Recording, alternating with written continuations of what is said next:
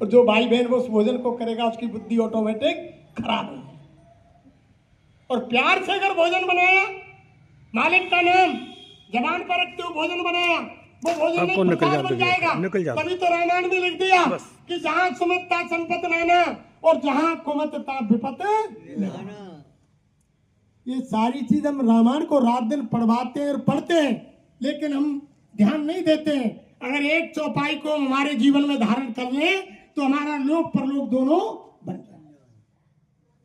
फिर आगे कहा कि बीमारी से बचना चाहो शाकाहारी है जाइयो, और जय गुरुदेव सत्युग्राह को माथे पे लिखवा लीजो, और स्वामी जी के नाम की पत्ती उठाओ, चौथाई काढ़ा बनवाओ और पियो पियो सिरा तत्काल में, और आधी ही जनता रहनी है बिल्कुल मेरे ख्याल में।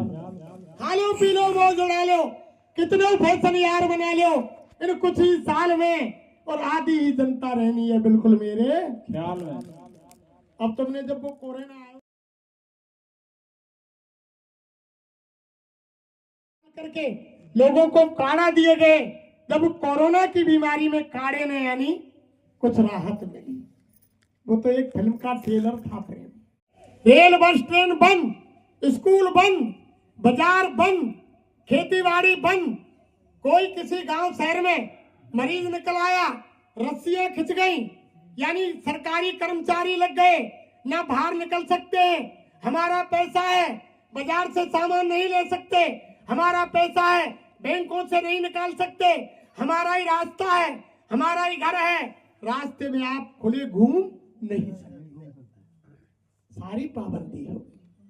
ये तो एक फिल्म का ट्रेलर था प्रेमियों, एक छोटा सा कोरोना था, और बाबा जी क्या कह रहे हैं कि 1000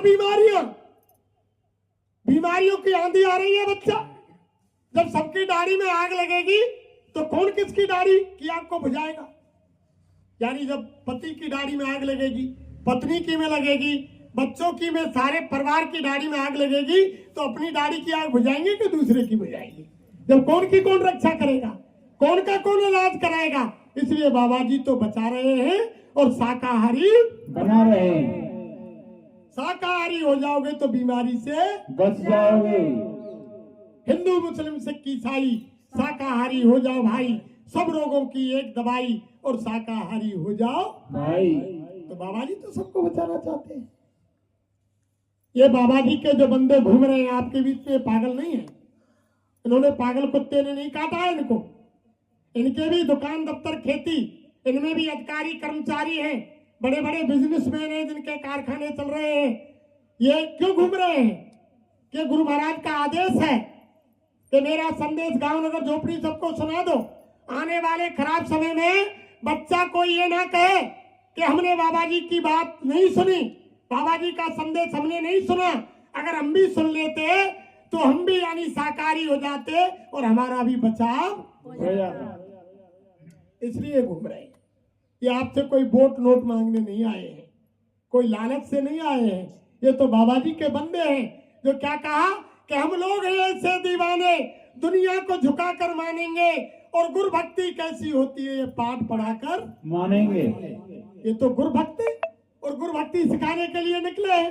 जब तक आप भी गुरु भक्त नहीं बनोगे, जब तक महात्माओं से प्रेम नहीं करोगे, तो भक्ति कैसे होगी प्रेमी? राम कृष्ण से कौन बढ़, और जिनने हूँ गुरु कीन, और 3 लोक के अधिपति, और गुरु आगे आधीन। जिनकी हम आप पूजा करते हैं, जिनको भगवान मानते हैं, वो भी गुरु के अधीन थे, उन्होंने भी गुरु बनाया, एक कदम आगे नहीं रखा। रामायण में भी लिखा है, प्रातः काल उठ कर रघुनाथा, मात पिता गुरु नावई माथा। प्रातः काल उठ करके भगवान राम माता पिता और गुरु को नमस्कार करते थे। लेकिन हम कहते हैं हम हिंदू हैं, हम सनातनी हैं, हम रामायण को मानते हैं। अगर तुम रामायण को मानते हो, सनातनी है, तुम राम के भक्त हो, तो फिर माँ बाप को क्यों नकार रहे हो? क्यों उनको खाना नहीं दे रहे हो? क्यों उनकी पूजा नहीं करते हो? क्यों गुरु को नहीं मानते हो? क्यों भगवान को नहीं मानते हो? तो ये सारी चीज हमारे गुरु महाराज आपको बताने के लिए जगह जगह अपने बंदों को भेज करके हिंदुस्तान के कोने कोने में ये साकार का प्रचार चल रहा है प्रेमी, और समय वो नजदीक है। गुरु महाराज ने क्या कहा कि राम रावण का युद्ध 1 महीने हुआ। जब धरती पर त्रेता में एक रावण और एक मेघनाथ, एक कुंभकर्ण था, तो एक राम को धरती पर आना पड़ा, और राम रावण का युद्ध 1 महीने हुआ। और फिर उसके बाद द्वापर में एक कंस और एक दुर्योधन पैदा हुआ, तो एक कृष्ण को आना पड़ा। महाभारत का युद्ध 18 दिन चला। और गुरु महाराज क्या कह रहे हैं कि राम रावण का युद्ध 1 महीना और महाभारत 18 दिन, और गुरु महाराज कह रहे हैं अब कलयुग में केवल 18 मिनट का खेल है। 18 मिनट में यानी लाशें पड़ी सड़ेंगी घर घर में, उठाने वाले मिलेंगे ना यार, जमाना बदलेगा। कहे जय गुरुदेव पुकार, जमाना बदलेगा। महाभारत होगा जब 18 मिनट लगेंगे। हर इंसान बारूद के ढेर पर खड़ा हुआ है, ऐसे ऐसे एटम बम, परमाणु बम, अणु बम, वो कीटाणु बम, वो गैस के बम ऐसे ऐसे तैयार हैं जो छोटे छोटे एक एक देश के लिए एक ही काफी है। रिमोट का बटन दबाया और सुखाया। रात को सोएंगे जब कुछ और सुबह जगेंगे जब कुछ। ऐसा परिवर्तन होगा प्रेमियों 18 मिनट के अंदर। तो बाबा जय गुरुदेव कह रहे हैं कि जब एक रावण और एक मेघनाथ था तो एक राम को आना पड़ा, और जब एक दुर्योधन और एक कंस था तो भगवान कृष्ण को आना पड़ा। अब तो यानी इस कलयुग के अंदर घर घर में रावण कंस की प्रवृत्ति हो गई। अब बताओ, जब घर घर में रावण कंस की प्रवृत्ति है, घर घर में रावण कंस है, तो इतने राम और इतने कृष्ण कहां से आएंगे? और राम रावण का युद्ध मैदान में हुआ, महाभारत मैदान में हुआ। अब बाबा जय गुरुदेव कह रहे हैं कि अब का जो महाभारत होगा कलयुग के अंदर, वो मैदान में नहीं होगा, वो आंगन आंगन में होगा। अपने कर्मों की ही तलवार बनेगी और आंगन आंगन में महाभारत होगा और लाशों का बिछौना हो जाएगा। वो समय आ रहा है।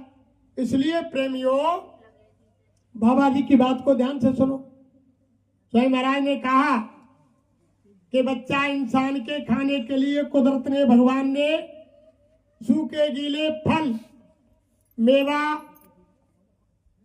दूध, दही, अन्न धरती पर इतने बनाए हैं कि दिन में 10 बार खाओ। कौन मना करता है? जितना हजम कर सके उतना खाओ। लेकिन किसी जीव की हिंसा, बेजवान जीव की हिंसा मत करो। किसी मनुष्य को मारो नहीं, किसी जीव जंतु पक्षी को मारो नहीं। जब हमारी उंगली कट जाती है तो कितना दर्द होता है। आपके बच्चे की कहीं चोट लग जाती है तो बच्चे को तो दर्द हो रहा है, लेकिन माँ को कितना दर्द होता है। ऐसे ही जब तुम बेजवान जानवर पक्षियों को मारेंगे, काटेंगे, तो उनको भी दर्द होता है, उनकी भी माँ है। तभी तो महात्माओं ने कहा कि मत सता गरीब को, गरीब रो देगा, और अगर मालिक ने सुन लिया तो जड़ से खो देगा। उसके सब है भाई, जितने भी जीव हैं, रामायण में लिखा हुआ है कि सब मम प्रिय, सब मम उपजाए, और सबसे अधिक मनुज मोए भाई। भगवान ने कहा कि सब मेरे प्यारे हैं, और जितने भी जीव जंतु जिनमें मेरी आत्मा है, मेरा अंश है, सबको मैंने पैदा किया, लेकिन सब में मनुष्य मुझको अधिक प्रिय लगते हैं। और मनुष्य ही ये यानी ऐसा काम करे, भगवान को सबसे प्यारा है, और फिर ऐसा काम करे। जब गलत काम करेगा, कोई बाप का बेटा, बाप शाकाहारी है और यानी सदाचारी है, न्यायकारी है, ईमानदार है, और उसकी औलाद अगर गलत काम करेगी तो बाप उसको माफ करेगा? बाप खुशी होगा? नहीं होगा, तो उसको दंड देगा। इसलिए गुरु महाराज कह रहे हैं प्रेमियों कि आप यानी किसी जीव को मत सताओ, उनकी हत्या मत करो। आपके खाने के लिए तो भगवान ने बहुत चीज बनाई है। कोई धर्मशास्त्र, कोई देवी देवता, कोई भगवान, कोई संत महात्मा, कोई यानी हमारे धर्मशास्त्र रामायण, कुरान, पुराण, बाइबल, गीता, भागवत, कोई भी यानी हमारा धर्म शास्त्र ये नहीं कहता कि आप मांस खाओ और शराब पियो। सब यही कहते हैं कि अहिंसा परमो धर्म। सबने कहा, और रामायण में लिखा हुआ है कि सुर सर जल कृत बारुण जाना और तौते संत करे नहीं पाना। अगर गंगा जल में शराब बनाई जाए, महान लोग पीने की क्या चला उसको छूते तक इतनी। हमारे स्वामी महाराज ने प्रचार करवाया कि शराब सबसे खराब, शराब सबसे खराब, सबसे खराब है। जब तक आदमी शराब नहीं पीता, कोई यानी दुष्कर्म, कोई अत्याचार नहीं करता, लेकिन जब शराब पी लेता है तब सारे यानी मैन मर्यादा खत्म करके और पापाचार, अत्याचार और यानी दुष्कर्म करने लग जाता है। आप रामायण की भी बात देख लीजिए, जब बहुत भाई और बहुत पुत्र रावण के मारे गए तो कुंभकर्ण को जब ज्ञान की निद्रा से जगाया गया, प्रेमियों, जगते ही कुंभकर्ण ने भाई रावण से कहा कि भैया क्यों याद किया। रावण ने सीधा ही अपने भाई कुंभकर्ण से कहा कि भैया कुंभकर्ण, वन में दो तपसी आए हैं, उनके संग में उनकी एक सुंदर भार्या उनकी नारी थी, उसका मैंने अपहरण कर लिया है जो अशोक वाटिका में है, और उन्होंने हमारे कई भाई और बेटा और उनको खत्म कर दिया, लंका में आग लगा दी। तब उन्होंने कहा कि भैया तुमने एक काम ही गलत किया है, तुम उनकी नारी को लौटा दो और लड़ाई बंद हो जाएगी। तुमने उनकी औरत को क्यों चुराया? जब तुम्हारे पास नारी है, दूसरे की भार्या का अपहरण क्यों किया तुमने?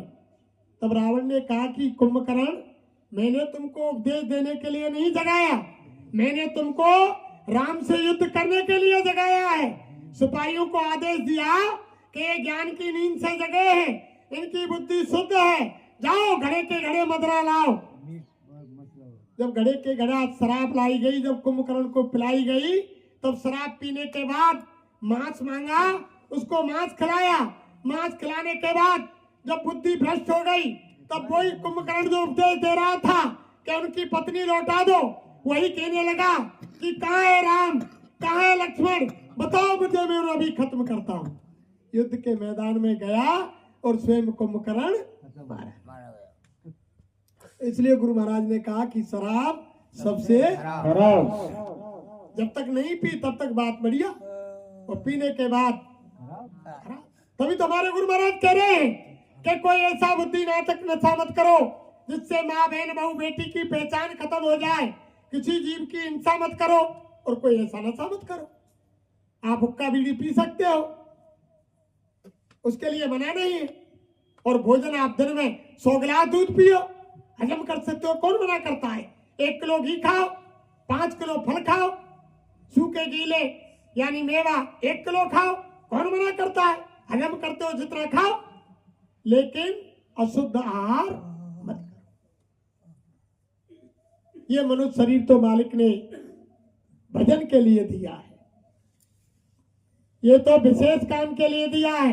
आहार निद्रा भय मैथुनम, पेट भरना, बच्चे पैदा करना और बच्चों की परवरिश करना, ये तो जानवर पक्षी भी करते हैं प्रेमियों।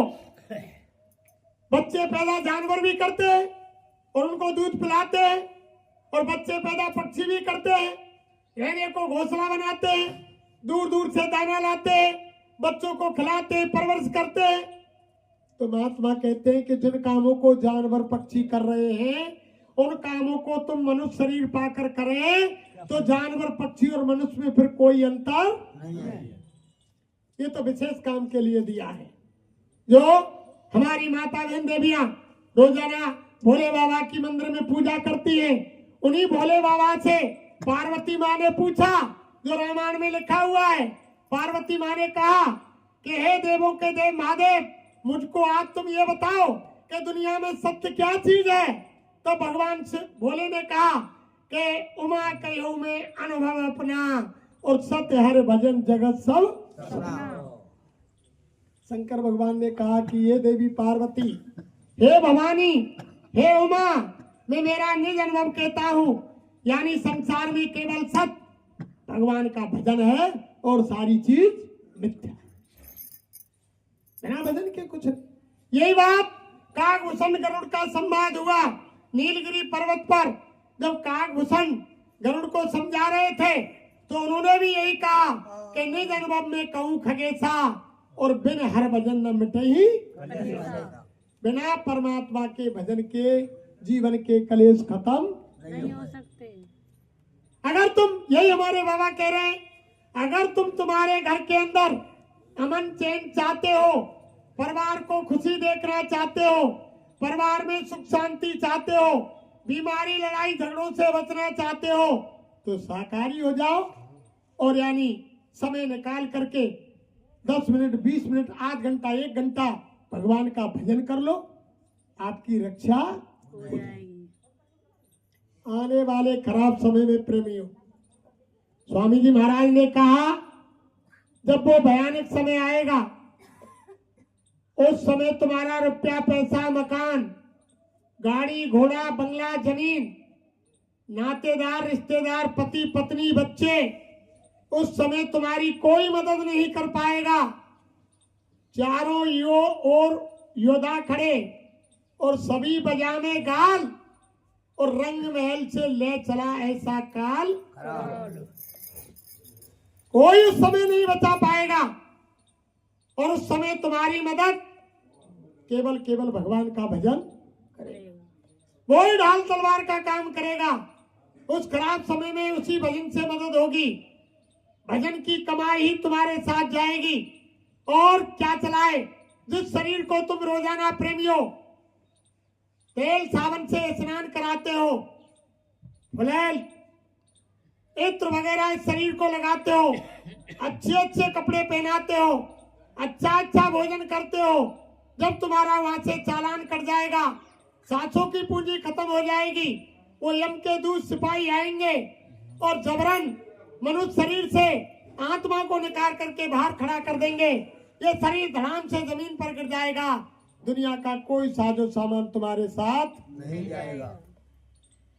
अरे प्रेमियों, जिस शरीर को सजा रहे हैं, धो रहे हैं, कपड़े पहना रहे हैं, अच्छा खिला रहे हैं, वह शरीर भी हमारा नहीं है प्रेमियों, तो संसार का सामान तो बहुत दूर है। जब शरीर हमारे आपके साथ जाने वाला नहीं है तो जिस संसार के सामान को आप हम इकट्ठा कर रहे हैं, इतनी कड़ी मेहनत कर रहे हैं, वो कैसे चला जाएगा? जब शरीर ही नहीं जा रहा है, जो हमारे साथ है वो ही नहीं जा रहा है, तो संसार का सामान कैसे जाएगा प्रेमी? इसलिए बाबा कह रहे हैं कि क्या कहता मेरा मेरा, ये दुनिया रहना बसेरा, या कोई न रहने पाता, ये चंद दिनों का मेला, हंस उड़ जाएगा, कोई ना साथी तेरा साथ जाएगा। जब छोड़कर संसार जब तू जाएगा। कोई ना साथी तेरा साथ। जाएगा। गुरुदेव शरण में निस्दिन तू प्रीत लगा ले बंदे, भगवान शरण में निस्दिन तू प्रीत लगा ले बंदे, कट जाएंगे सब तेरे ये जन्म मरण के फंदे, पार हो जाएगा कोई ना साथी तेरा साथ, जाएगा। छोड़कर संसार जब तू जाएगा। कोई साथ आने वाला नहीं है। फिर क्या कहा महात्माओं ने, सत्संग की बह रही गंगा तू इसमें लगा ले गोता, वरना इस दुनिया से तू जाएगा एक दिन रोता, फिर पछताएगा कोई ना साथी तेरा साथ, जाएगा। छोड़कर संसार जब तू जाएगा। कोई साथ काम आने वाला नहीं प्रेमी।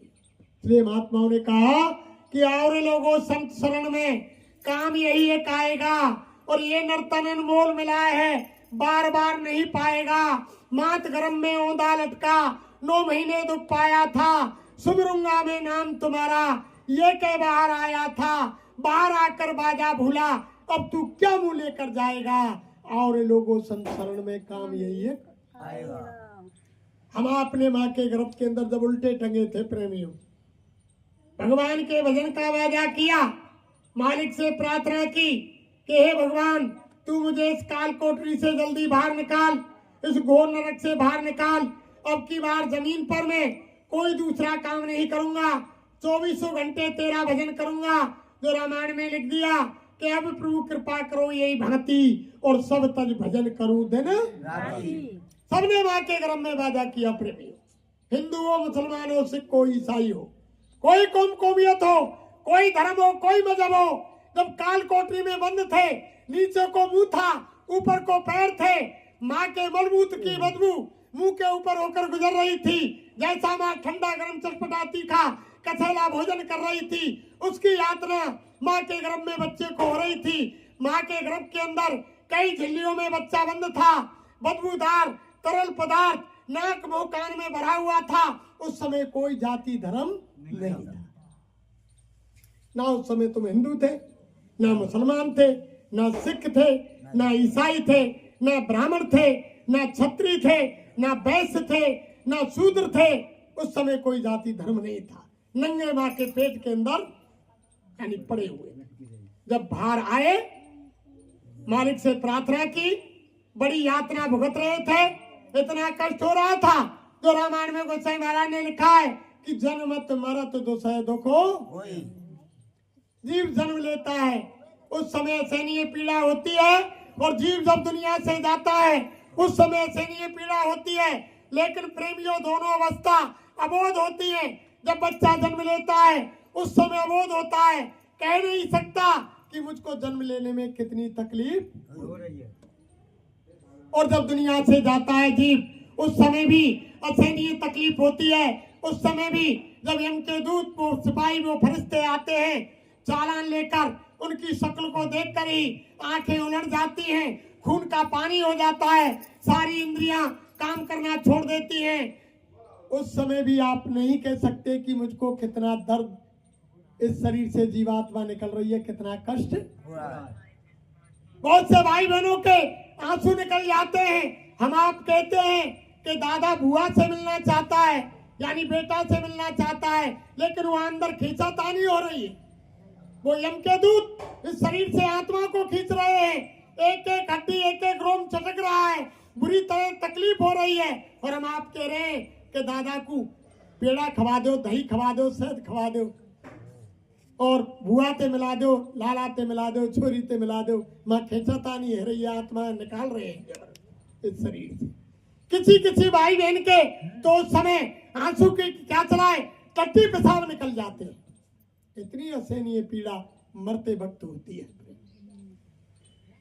महात्मा कह रहे हैं, अरे उस असहनीय पीड़ा से बचने के लिए महात्माओं से रास्ता ले लो, मत करो। महात्माओं से रास्ता ले लो, उनसे युक्ति ले लो, और घर में बैठ के भजन कर लो। हमारे गुरु महाराज किसी को साधु सन्यासी नहीं बनाते, किसी का घरबार नहीं चुराते, किसी को लाल पीले दोहरे कपड़े नहीं पहनाते, किसी को जटा बाल नहीं रखवाते, किसी को मुंडन नहीं कराते। हमारे गुरु महाराज कहते हैं कि जहां भी तुम काम करते हो, दुकान दफ्तर खेती में, ईमानदारी और मेहनत से करो, बेईमानी नहीं करनी। अगर बेईमानी करेंगे तो फिर भजन नहीं बनेगा, और वो तो बराबर होता है।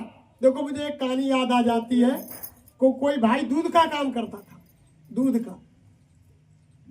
दूध कढ़ावो, और बाकी घरवाली ने 2-4 भैंस भाव ने रख रखी। अब वो दूध काट के अपने हुए घर बच्चान को रख के बाद अपने आदमी को दे दूध, या अपने दूध में रोजाना 1 लीटर पानी मिला दी। जब 1 लीटर पानी मिला गई तो अपने पति से कह दे कि देखो जी, मैंने 1 लीटर पानी मिलाया हो, अब जोड़ लीजिए, जब महीना में हिसाब करें, जब त्यारे दूध के तुम ले लीजिए, और 1 लीटर मेरे बा के पानी के पैसा ने मेरे का। अब वो बेचारो ऐसा ही करे, बाकी 1 लीटर के महीना में 30 दिन में 30 लीटर जावा को दूध, पानी को दूध, 30 दिन के बाकी 30 किलो के वो पैसा खा दे, जब में पेमेंट। अब क्या हुआ कि सोमवती अमावस्या पड़ गई और गंगा जी को परब पड़ गो। अबू बोली अपने पति से, नहीं पहले वाले क्या कियो कि पैसा बहुत इकट्ठो कर लियो। जब पैसा इकट्ठो कर लियो बाने, तो बाने नाक की नथली बनवाई। बात धनी ते बोली कि देखो जी, मुँह पे पैसा मेरे बाद दूध के बहुत है गए, और तुम वहां चलो सुनार के पास, और मुँह को एक सब मेरी संकी निगम नथली पहरे, और मुँह को तुम एक नाक की नथली सोने की। अब वो चारों नथली बनवा लाओ सोने की। अब नथली बन गई, अब बात पैर के बड़ी खुश हो। अब गंगा जी पे सोमोती मावस को ऊपर को परब, सब गांव के लोग जा रहे। अब बाने कही के ऐसो करो जी, दूध को काम तो रोज ही होगो, एक दिन तुम्हें आए गैप कर लो, बंद कर लो, और आज खानो पीनो बनाए कर मैं गंगा जी नहावे मान के चलते रही। राजी है माने अपनो खरिया बना लियो, दोनों जने जट लेके और बैठ बस में ट्रेन में और गंगा जी पे।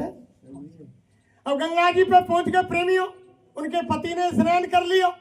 अब स्नान करने के बाद वो कपड़ा निकल बैठ को मान की तू करा अपनी घरवारी ते कह दई। अब जैसी गंगा जी में मान जाके डुबकी मारी, जब डुबकी मारी और जब एक कछुआ आयो, हट कछुआ आयो पैरों ने फरफरा तो झटवा की नथली में पाम कछुआ को फतको। जैसे वो सुरजावे लगी तो झट वो नथली एकाए ना के फाड़ लेगी और नथली एकाए बाकी कछुआ के पाम में चली गई। अब वो बाहर जाके निकली तो बाकी नाक फट रही और नथली चली गई। बात धनी ने पूछी के का है गो, कि मेरी तो नथली है और एक कछुआ आया और अपने बा को पाम फंस गो और वो नथली ले गई, मेरी नाक फट गई। जब धनी कह रहा कि पानी को पैसा पानी में और नाक कटी बेईमानी में। धनी बोलो कि पानी को पैसा पानी में और नाक कटी बेईमानी। मान के हम तो ते मना ना करे, पानी को पैसा वो पानी में गयो, जहां को ता पहुंच गो, और जो तेने बेईमानी करी बाकी सजा मिली कि तेरी नाक। तो इसलिए हमारे गुरु महाराज कहते हैं कि बस आगो देखो, हमारे गुरु महाराज कहते हैं कि ईमानदारी मेहनत से जहाँ भी तुम काम करते हो, दुकान दफ्तर खेती में ईमानदारी मेहनत से करो, और शाम को घर में आओ बाल बच्चों की सेवा करो, आएगे एक आदर सत्कार करो। जब खाट में सोने बैठने जाओ, संसार का कोई काम तुम्हारे पास नहीं हो तो खाट में लेट कर बैठ कर कुर्सी पर जमीन पर रजाई ओढ़कर चद्दर डाल के जैसे तुमको सुविधा हो सच्ची आत्मा से परमात्मा का चिंतन, यही मनुष्य शरीर का देह है।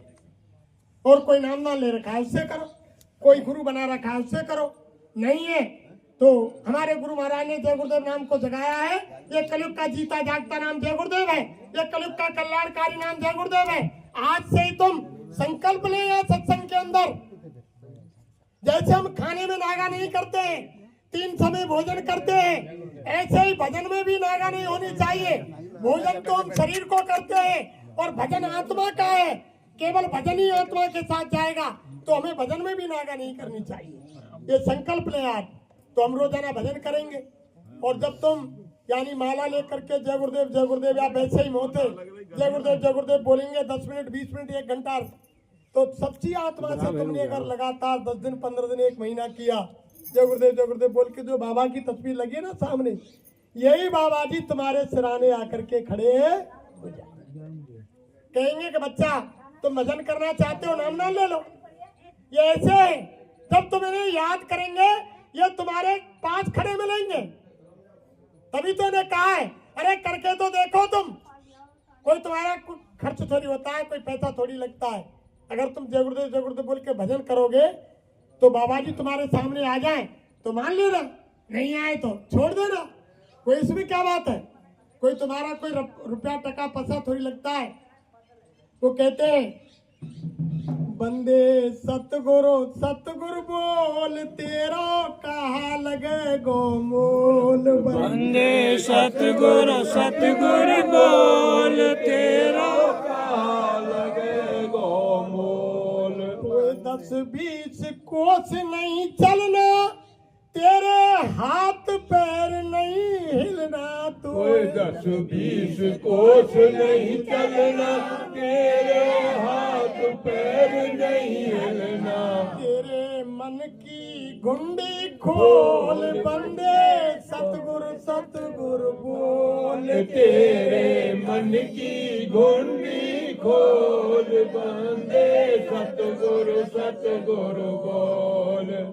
भजन करने में कोई ना तो तुम रास्ता जानो कि 10-20 को चलने हुए हैरान रह जाएंगे, ना कोई हाथ पैर हिलाने, केवल मन से अंतर में एक जगह एकाग्र करके बैठना है। केवल मन से बुद्धि को जीवात्मा के साथ लगा करके मालिक का चिंतन करना है। वो भजन तो हो रहा है, अंतर में वो घंटा घड़ियाल शंख मृदंग सरंगी बीड़ा बंसी वो तो अंतर में बज रहे हैं, केवल उनको सुनना है।